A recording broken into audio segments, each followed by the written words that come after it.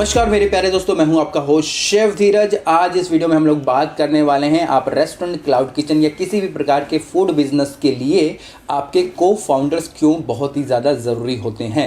यहाँ पे मैं 3 पॉइंट्स को आपको बताने वाला हूँ जो कि करंट सिनेरियो को लेके ही मैंने डेवलप करे हैं, बताए हैं। सबसे पहले कहा जाता है कि अगर आपको अकेले भागना है या तेज़ी से भागना है तो अकेले ही भागिएगा, आप बहुत ज़्यादा आगे पहुंच जाएंगे। पर अगर आपको बहुत ही दूर जाना है, दूर जाने का मतलब कि क्योंकि जो सक्सेस की लिमिट नहीं होती, पैसा कमाने की लिमिट नहीं होती है, तो आपको वहाँ पे किसी ना किसी साथी की ज़रूरत ज़रूर पड़ेगी, मतलब कि को फाउंडर की ज़रूरत पड़ेगी ही पड़ेगी। को फाउंडर कोई भी हो सकता है, आपका फैमिली मेम्बर हो सकता है, आपका फ्रेंड हो सकता है, पर आपको एहतियात बरतनी है या को फाउंडर के अंदर क्या होना चाहिए वो भी आपको समझना है। कभी कभी हम लोग सिर्फ इन्वेस्टर को फाउंडर भी बना बैठते हैं, जो कि गलत होता है। दूसरा ये भी कहा जाता है या सच्चाई ही है कि इंडिया में अधिकतर जो बिजनेस पार्टनरशिप में होते हैं वो बंद होते हैं, क्योंकि एक पार्टनर दूसरे पार्टनर को चीट कर लेता है या फिर एक लेवल तक जाके रुक जाते हैं, उसके बाद उनका कोई भविष्य नहीं होता। अगर आप एक बहुत ही ज़्यादा लॉन्ग टर्म के लिए सोच रहे हैं, आप अपने बिजनेस को, फूड बिजनेस को, रेस्टोरेंट को, क्लाउड किचन को मिलियंस और बिलियंस तक ले जाना चाहते हैं, लाखों और करोड़ तक, लाखों तो सिंपली हो जाते, करोड़ तक ले जाना चाहते हैं, तो आपको एक को फाउंडर की आवश्यकता होती ही होती है। तो इन 3 पॉइंट्स को मैं यहाँ पे आपके साथ डिस्कस करने की कोशिश करूँगा और उम्मीद करता हूं कि वीडियो को आप एंड तक देखेंगे, ताकि आप भी अगर को फाउंडर ढूंढ रहे हैं, क्योंकि अगर आपको आगे जाना है, आगे बढ़ना है, तो आपको को फाउंडर की आवश्यकता पड़ेगी ही पड़ेगी। आपको लिख के आप ये ले सकते हैं, मैं आपको बोल सकता हूं। को फाउंडर कोई भी हो सकता है, आपके फैमिली मेम्बर्स हो सकते हैं, फ्रेंड्स हो सकते हैं, वाइफ हो सकती हैं, कोई भी आपका को फाउंडर हो सकता है। अब यहाँ पे हम लोग गलतियाँ भी करते हैं को फाउंडर चुनने में, तो उनका भी उनके प्रति भी आपको सजग रहना है।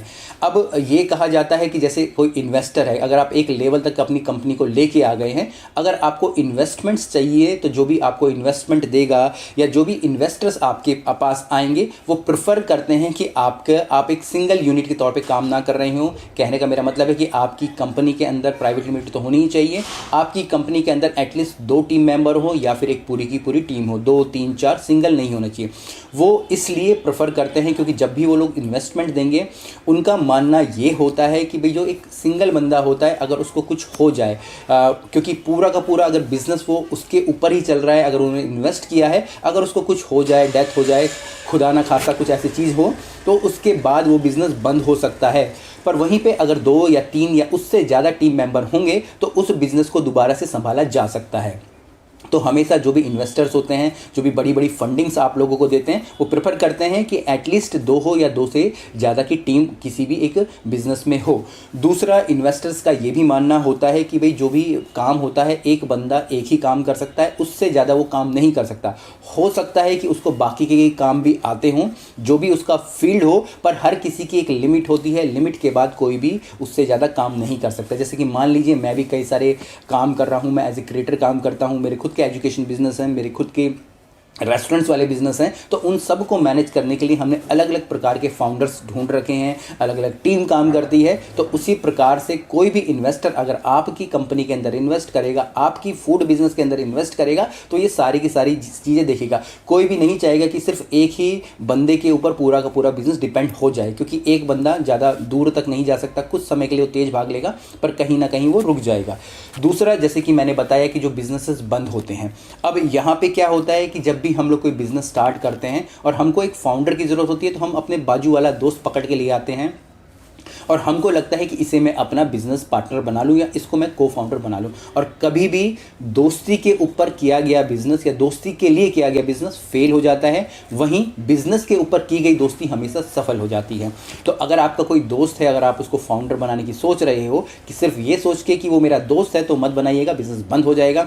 वहीं कोई बंदा कोई अच्छा बिजनेस कर रहा है और आप उसके बिजनेस में पैसा इन्वेस्ट करके, क्योंकि आपका भी सेम फील्ड हो, सेम इंटरेस्ट हो, वो करेंगे तो वो ज़्यादा बेटर रहेगा, इससे आपका बिजनेस ज़्यादा आगे बढ़ेगा। दूसरा, हम लोग गलती क्या करते हैं कि मैं सेम फील्ड का हूँ, मैं भी एक शेफ़ हूँ, मैं भी एक शेफ़ को ही पकड़ लेता हूँ, मतलब कि मेरा दोस्त है और हम दोनों मिलकर एक कंपनी स्टार्ट कर देते हैं, हम लोग 50-50 के पार्टनर बन जाते हैं, तो वो भी गलत है। कोशिश कीजिएगा कि ऐसे लोगों को ढूंढें जो कि आपकी फील्ड के तो हों पर आपके डिपार्टमेंट के ना हों, क्योंकि अगर दोनों एक ही काम करेंगे तो फिर आपस में लड़ाई होती है, कॉन्फ्लिक्ट्स होती हैं, एक चीज़ को लेकर माथापेची होती है और वो बिज़नेस भी एक लेवल तक बैठ के बंद हो जाता है।